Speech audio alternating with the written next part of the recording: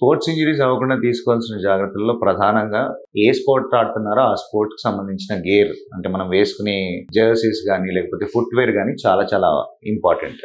అవన్నీ ప్రాపర్‌గా ఉన్నప్పుడే ఇప్పుడు క్రికెట్ ఆడుతున్నప్పుడు హెల్మెట్ అనేది చాలా అవసరం. చాలామంది ఏంటంటే హెల్మెట్ లేకుండా నాకెప్పుడు ఇంజ్యూరీ అవ్వలేదు, అవ్వదు అనే ఉద్దేశంతో చాలామంది ఆడుతూ ఉంటారు. చాలా ఇంజ్యూరీస్ చూస్తూ ఉంటాం. సో, హెల్మెట్ కంపల్సరీ అందరూ ధరించాల్సిందే. ఏ స్పోర్ట్స్‌కి సంబంధించిన గేర్ అనేది అది యూజ్ చేయడం అనేది చాలా అవసరం.